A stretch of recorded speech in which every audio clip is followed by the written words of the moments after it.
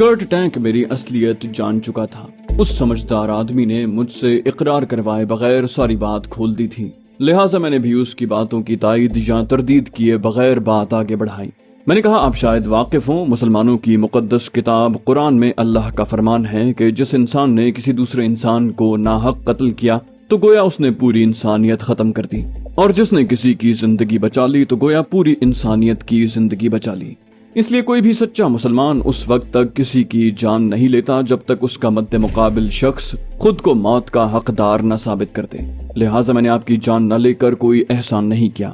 میری بات سن کر وہ چند لمحوں کے لیے گویا سن ہو کر رہ گیا، پھر وہ بمشکل اتنا کہہ سکا، مجھے تمہارے مذہب کے بارے میں تو زیادہ علم نہیں، لیکن میں یہ تصدیق ضرور کرتا ہوں کہ تم بہت اچھے انسان ہو۔ تاہم جہاں تک پاکستان کے لیے سپرسونک جنگی طیارہ بنانے کا تعلق ہے، میں تمہارے ملک کے لیے ہر خدمت انجام دینے کے لیے دل و جان سے تیار ہوں۔ میں تمہیں یقین دلاتا ہوں کہ میں تکنیکی اعتبار سے کوئی کمی نہیں رہنے دوں گا، البتہ مجھے یہ خدشہ ضرور ہے کہ تمہارا ملک شاید اس قدر وسائل یکجا اور مختص کرنے کی استطاعت نہ رکھتا ہو جو اس طرح کے پروجیکٹ کے لیے درکار ہوتے ہیں۔ میں نے جواب میں خلوص سے دل کے ساتھ کہا، میں تمہارا ازحد ممنون ہوں مسٹر کرٹ۔ جہاں تک مالی استطاعت کا تعلق ہے، یہ پیشکش میرے وطن کی سلامتی کے لیے بہت اہمیت رکھتی ہے۔ ہم اس پروجیکٹ کے لیے وسائل اکٹھے کرنے کے لیے اپنی جان کی بازی لگا دیں گے۔ میں جلد از جلد اس بارے میں کسی پیش رفت سے آپ کو مطلع کروں گا۔ فی الحال آپ اتنی مہربانی کریں کہ مجھے اپنے ساتھ بنگلور لے چلیں تاکہ میں اپنے ملک کی سلامتی کے لیے درکار زیادہ سے زیادہ معلومات حاصل کر سکوں۔ میری بات سن کر وہ مسکرایا، بولا، فکر نہ کرو، ہم کل دوپہر یہاں سے پرواز کر جائیں گے، وہاں پہنچ کر میں ہر طرح تمہاری مدد کروں گا۔ اچانک اس کے چہرے پر تشویش کی جھلک نمایاں ہوئی۔ بولا، مجھے بس یہ خدشہ ہے کہ کہیں ایس پی انجینئر مجھ سے دشمنی نکالنے کے چکر میں تمہارے لیے بھی مسائل کھڑے نہ کرتے۔ اس نے تمہیں میرے ساتھ بھیجنے کی حامی تو بھر لی ہے، لیکن یہ امکان بھی نظر انداز نہیں کیا جا سکتا ہے کہ میرے ساتھ ساتھ اب وہ تمہاری جاسوسی بھی کروائے گا۔ تمہاری اصلیت کھل گئی تو تمہاری زندگی خطرے میں پڑ جائے گی۔ میں نے اپنے چہرے پر تشویش کے آثار طاری کرتے ہوئے کہا، یہ تو آپ ٹھیک کہہ رہے ہیں، اس کا مطلب ہے مجھے بہت احتیاط سے کام لینا پڑے گا۔ ہمیں کھانا کھائے ہوئے اچھی خاصی دیر ہو گئی تھی، بلا وجہ وہاں رکنا ہمارے بارے میں شکوک پیدا کر سکتا تھا، لہٰذا میں نے کرٹ کو کہا، اب مجھے اجازت دیں، کل ملاقات ہوگی۔ کرٹ نے کہا، ٹھیک ہے، تم کل دوپہر سے پہلے اپنے سفری بیگ سمیت میرے پاس آ جاؤ، ہم یہیں سے ہوائی اڈے چلیں گے۔ میں نے کہا، ٹھیک ہے، لیکن استقبالیہ اور اپنی سیکیورٹی والوں کو پہلے سے مطلع کر دیں تو اچھا ہوگا، ورنہ وہ مجھے بیگ سمیت آپ کے کمرے میں جانے کی اجازت نہیں دیں گے۔ اس نے مضبوط لہجے میں کہا، تم فکر نہ کرو مسٹر روہت، میرے سیکیورٹی سٹاف کا سربراہ آپ کو اپنا منتظر ملے گا اور وہی آپ کو میرے کمرے تک پہنچائے گا۔ اس نے نہایت گرم جوشی سے مجھے رخصت کیا۔ میں نے ہوٹل کی پارکنگ سے اپنی گاڑی منگوائی اور اپنے ٹھکانے کی طرف روانہ ہو گیا۔ میرا ذہن کرٹ سے ہونے والی گفتگو میں الجھا ہوا تھا۔ مجھے بار بار یوں لگ رہا تھا جیسے میں کوئی سہانا خواب دیکھ رہا ہوں۔ ایک ہی ملاقات میں کرٹ کا اس حد تک قائل ہو جانا مجھے ناقابل یقین لگ رہا تھا۔ میں تو کسی غیر معمولی سوچ بچار کے بغیر محض اللہ پر توکل کر کے اپنی سمجھ کے مطابق موقع محل سے ہم آہنگ باتیں کرتا چلا گیا تھا، اور یہ اللہ ہی کی خصوصی کرم نوازی تھی کہ نتیجہ میری خواہش اور منشا کے عین مطابق برآمد ہوا۔ البتہ مجھے خود بھی یقین نہیں تھا کہ کرٹ کو اپنے ملک میں بلانے اور ہمارے لیے بالکل نیا سپرسونک جنگی طیارہ تخلیق کرنے کی پیشکش کس حد تک قابل عمل ہے۔ میں نے خود کو سمجھایا کہ یہ فیصلہ تو بہرحال میرے ملک کے حکمرانوں کو کرنا ہے، لیکن ایسا نادر موقع بار بار نہیں ملتا۔ آخر ہم بیرون ملک سے جنگی طیارے خریدنے کے لیے بھی تو کسی نہ کسی طرح رقم کا بندوبست کرتے ہی ہیں نا، اور خدا نخواستہ ہم فی الوقت مطلوبہ وسائل اکٹھے نہ بھی کر سکیں تو کم از کم یہ کامیابی تو ہمیں مل ہی چکی ہے کہ کرٹ اب ہمارے دشمن کے لیے کارآمد نہیں رہا۔ ہو سکتا ہے ہم مستقبل قریب میں اس کی خدمات حاصل کرنے میں کامیاب ہو جائیں۔ جو بھی ہو، میں نے تو بساط بھر اپنی ذمہ داری پوری کر دی ہے۔ میں نے اپنی گاڑی اورنگزیب روڈ سے سلطان سکندر لودھی کے مقبرے کی طرف موڑی ہی تھی کہ میری نظر عقب نما آئینے میں دکھائی دینے والی نیلے رنگ کی ایک خستہ حال سی فیٹ کار پر پڑی۔ میری چھٹی حص یکلخت خطرے کی گھنٹی بجانے لگی۔ یہی گاڑی مجھے ریزرو بینک آف انڈیا والا چوراہا گھومتے ہوئے بھی اپنے عقب میں دکھائی دی تھی۔ شک و شبے کی کوئی گنجائش نہیں تھی۔ میں ابتدا میں توجہ نہیں دے پایا، لیکن ہوٹل امپیریل سے نکلتے ہی میرا تعاقب شروع ہو گیا تھا۔ میرے لیے سمجھنا مشکل نہیں تھا کہ یہ کس کی حرکت ہے۔ کرٹ سے طویل ملاقات کی وجہ سے میں اس کی نگرانی پر مامور محکمہ خفیہ کے کارندوں کی نظروں میں آ گیا تھا، اور اب وہ میری چھان بین میں لگ گئے تھے۔ اس انکشاف پر میں چونکا ضرور تھا، لیکن یہ میرے لیے غیر متوقع ہرگز نہیں تھا، بلکہ اگر ایسا نہ ہوتا تو میرے لیے تشویش کی بات ہوتی، کیونکہ اس کا مطلب یہ ہوتا کہ اس قدر مہارت سے میری نگرانی کی جا رہی ہے کہ میں اپنی نگرانی کا پتہ لگانے میں ناکام رہا ہوں۔ میں جانتا تھا کہ مجھے اپنی نگرانی پر کوئی رد عمل دکھانے کی بھی ضرورت نہیں ہے، انہیں اپنی تسلی کرنے دو کہ میں وہی ہوں جو خود کو ظاہر کر رہا ہوں۔ اگر ان نگرانوں کا تعلق دلی سے ہوا تو وہ فوراً ہی جان لیں گے کہ میں ان کے آن جہانی اعلی افسر لکشمن کی بہن کا قابل اعتماد ملازم اور انہی کی رہائش گاہ پر مقیم ہوں۔ ممکن ہے اسی کے ساتھ میری نگرانی کا رسمی سلسلہ اپنے اختتام کو پہنچ جاتا۔ مجھے بس اس وقت کسی مشکوک حرکت سے گریز کرنا تھا۔ میں درمیانی رفتار سے گاڑی چلاتا ہوا اپنے ٹھکانے پر پہنچ گیا۔ بنگلے کے سامنے پہنچ کر میں نے بریک پر پاؤں کا دباؤ بڑھاتے ہوئے عقب نما آئینے کا جائزہ لیا۔ میرے تعاقب میں آنے والی نیلی فیٹ لگ بھگ 200 گز پیچھے تھی اور سست رفتاری سے اسی طرف بڑھ رہی تھی۔ گیٹ حسب معمول بند تھا، لیکن میں نے فوراً گاڑی کا ہارن بجانے کی کوشش نہ کی۔ ارون اس وقت مجھے اپنے کیبن میں یا آس پاس دکھائی نہیں دیا۔ میں نے نیلی فیٹ کے قریب آنے کا انتظار کیا اور جب میری گاڑی سے اس کا فاصلہ تقریباً 70-80 گز رہ گیا تو میں نے ہارن بجایا۔ فضا میں ہارن کی گونج ابھی باقی تھی کہ دائیں طرف والے مہندی کے جھاڑ کے پیچھے ارون نمودار ہوا اور پھرتی سے گیٹ پر پہنچ گیا۔ جب تک وہ گیٹ پورا کھولتا فیٹ بالکل قریب پہنچ گئی۔ گردن گھمائے بغیر ترچھی نظروں سے ڈرائیور کا جائزہ لیا۔ میرا اندازہ درست نکلا، یہ وہی فربا اندام ادھیڑ عمر شخص تھا جسے میں نے ہوٹل کی راہداری میں کرٹ ٹینک کے کمرے کے سامنے والے دروازے میں چابی گھماتے دیکھ چکا تھا۔ گیٹ کے سامنے سے گزرتے ہوئے وہ بظاہر سامنے نظریں جمائے ہوئے تھا، لیکن مجھے بخوبی علم تھا کہ وہ بھی ترچھی نظروں سے سارا منظر دیکھ رہا ہے، اور اچھی بات یہ تھی کہ اس نے ارون کو بنگلے کا گیٹ چوپٹ کھول کر ایک طرف ہٹتے دیکھ لیا ہوگا۔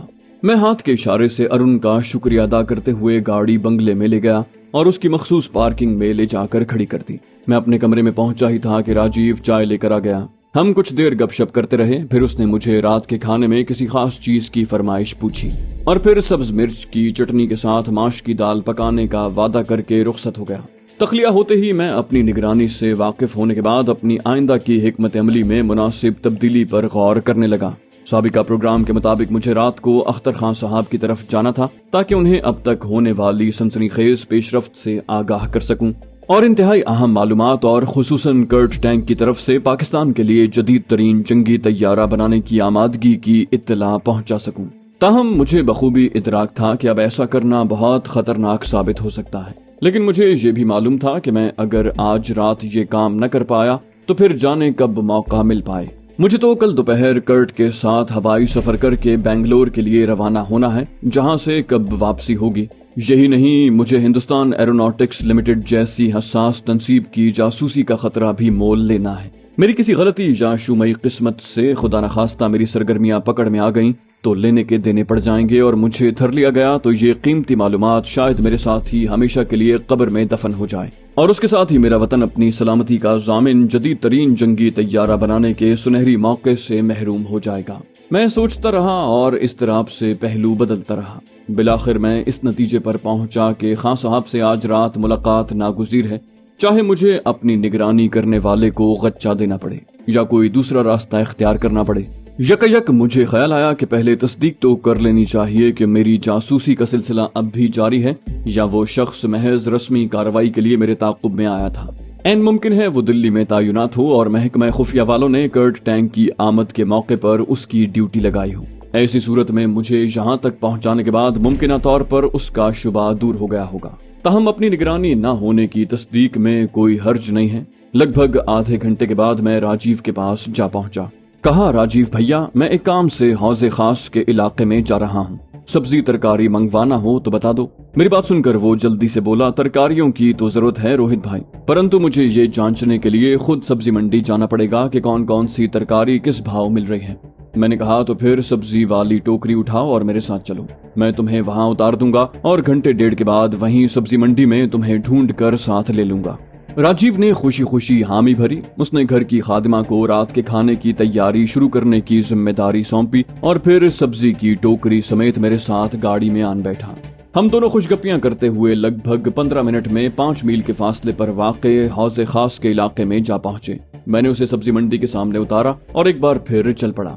इस तमाम अरसे में मेरी निगाहें मुसलसल अपना ताक़ुब करने वाली किसी गाड़ी को तलाश करती रहीं, लेकिन मुतअद्दिद मोड़ मुड़ने और खासे तवील फासले तक सीधी सड़कों पर कभी तेज और कभी सुस्त रफ्तारी से सफर करने के बावजूद कोई मशकूक गाड़ी या मोटरसाइकिल मेरी नजरों में नहीं आई। सब्जी मंडी पर राजीव को उतारने तक मैं तकरीबन मुतमईन हो चुका था, ताहम मैंने मजीद तस्दीक मुनासिब समझी। मेरा रुख पुराने किले की जानिब और रफ्तार दरमियानी थी। मैंने रास्ते में गाड़ी शराब की एक दुकान के पास रोकी और देसी दारू की एक बोतल खरीद ली। उसके बाद मेरा सफर एक बार फिर शुरू हो गया।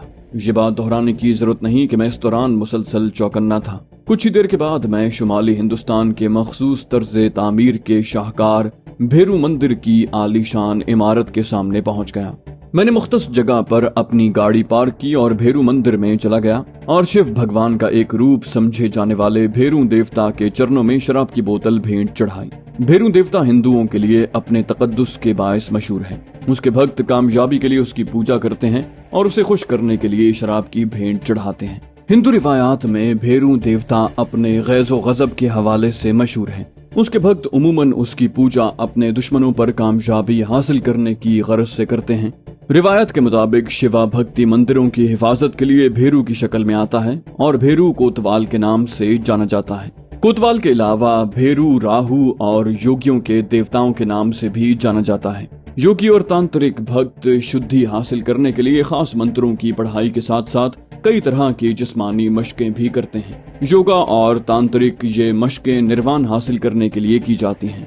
गुरु रजनीश अलमारूफ ओशो भी अपने पैरोकारों को ये मशकें करने की ताकीद किया करता था। जाहिर है ये सब मैं महज अपने बंगले से निकलने का जवाज पैदा करने और साथ ही अपनी निगरानी की किसी सरगर्मी को भांपने के लिए कर रहा था। ताहम मैंने मंदिर में खासा वक्त गुजारा और मन को शांति देने वाले योगासन में मशगूल रहने के बाद प्रसाद का दोना लिए अपनी गाड़ी में जा बैठा।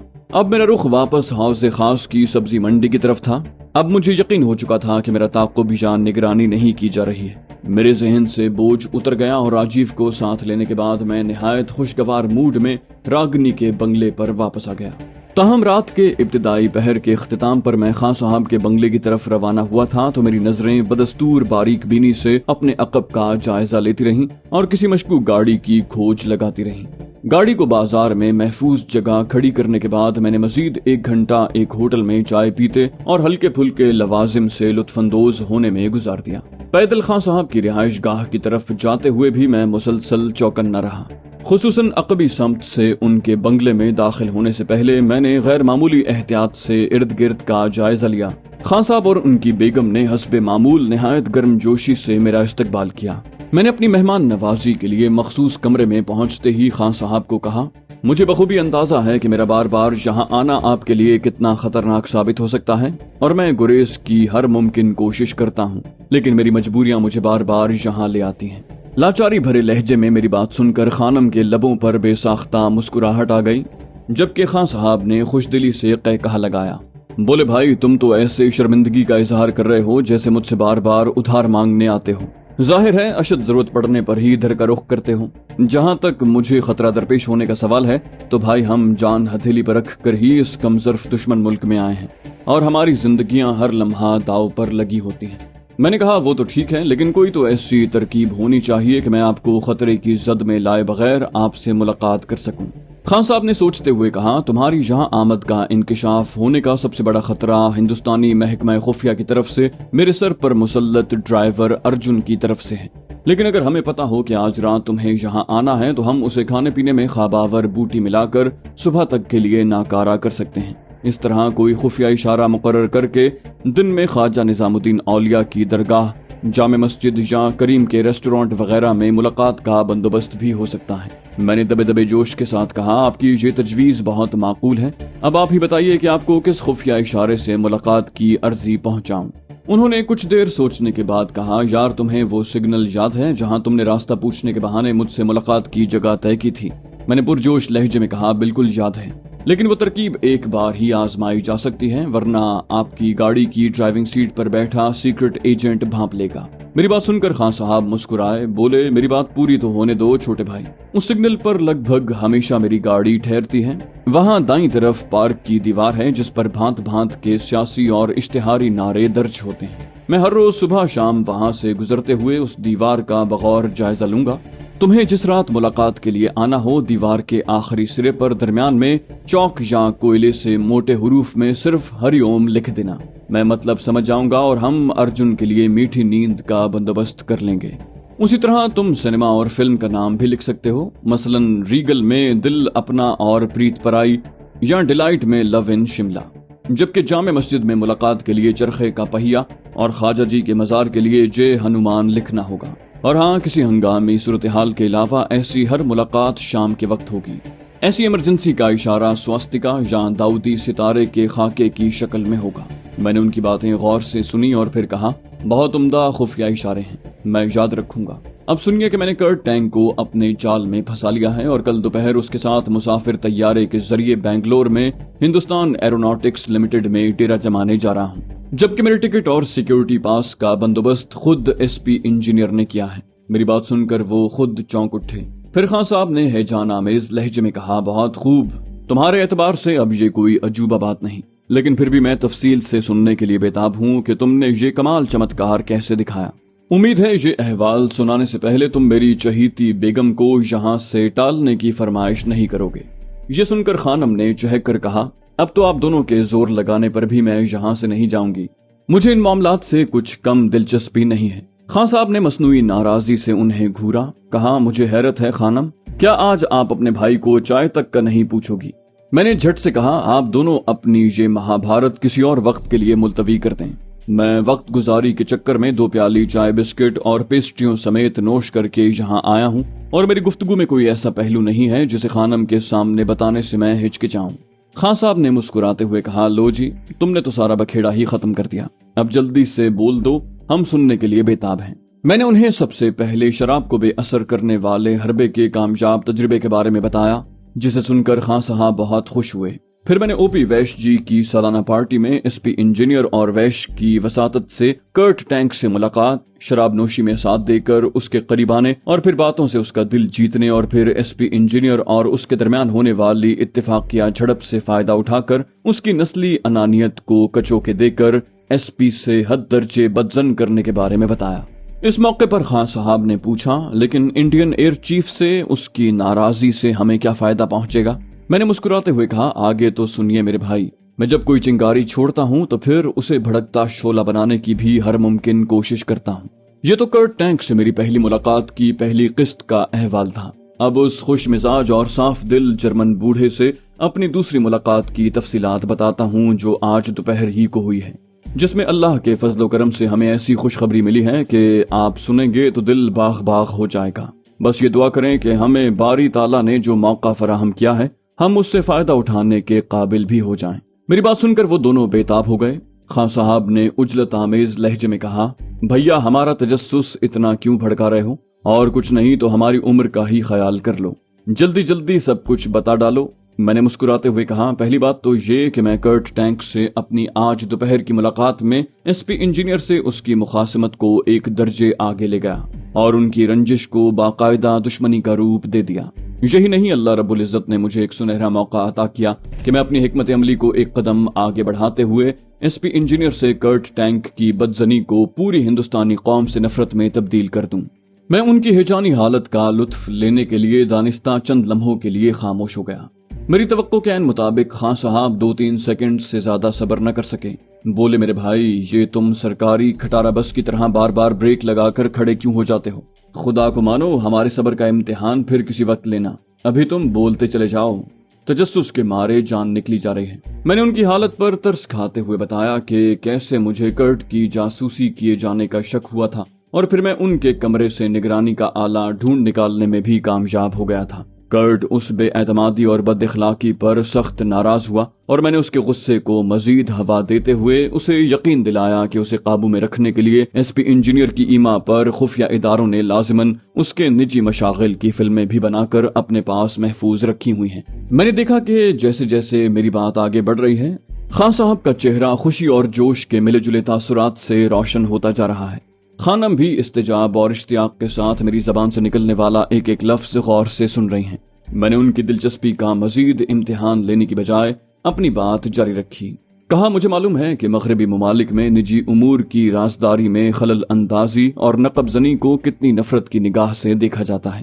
چنانچہ اپنی مخصوص سرگرمیوں کی فلم بندی کا سنتے ہی کرٹ غصے سے آگ بگولا ہو گیا اور میں نے اسے قائل کر لیا کہ یہ کم ظرف اور احسان فراموش قوم ماروت جیسے جدید ترین سپر سونک فائٹر طیارے کے تحفے کی حقدار نہیں ہے۔